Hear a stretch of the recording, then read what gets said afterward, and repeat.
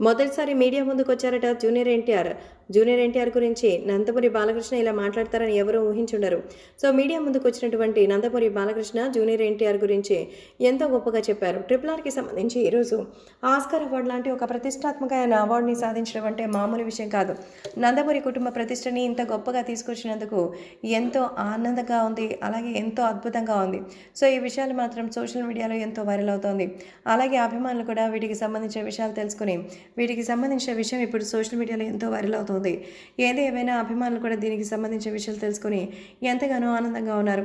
కాబట్టి జూనియర్ ఎన్టీఆర్ గురించి మొదటిసారి మీడియా ముందు బాలకృష్ణ ఇంత గొప్పగా ఎన్టీఆర్ గురించి చెప్పడం అంటే అభిమానులకి గూస్ బంప్సే.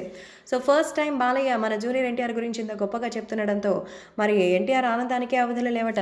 సో జూనియర్ ఎన్టీఆర్ అయితే ఫుల్ హ్యాపీ దీనివల్ల. సో జూనియర్ ఎన్టీఆర్ తన బాబాయ్ గురించి ఏదైనా సరే ఎప్పుడైనా చెప్తే చాలా ఆనందిస్తారు. అలాగే మొదటిసారి బాలయ్య బాబు తన గురించి చెప్పడంతో ఆయన ఎంతో ఆనందపడుతున్నారు. నిజంగా ఇలాంటి మెమరబుల్ మూమెంట్స్ లైఫ్లో చాలా అరుదుగా వస్తాయని బాలయ్య బాబాయ్ నా గురించి చెప్పడం నిజంగా చాలా ఆనందంగా ఉంటుంది. మరి తన కుటుంబ సభ్యులతో ఈ విషయాన్ని పంచుకున్నట్టుగా తెలుస్తోంది.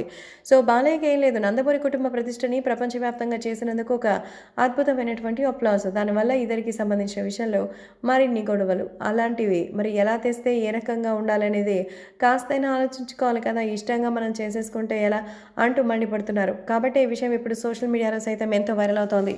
మరి తారక్ని మాత్రం ఎవరైనా విమర్శిస్తే వాళ్ళని ట్రోల్ చేయడం మాత్రం మానకండి అంటూ సో జగన్ గురించి ఎలాగైతే చెప్తారో ఇప్పుడు జూనియర్ ఎన్టీఆర్ కూడా మా ఇంటి వారసుడు అంటూ చెప్తున్నారు బాలయ్య.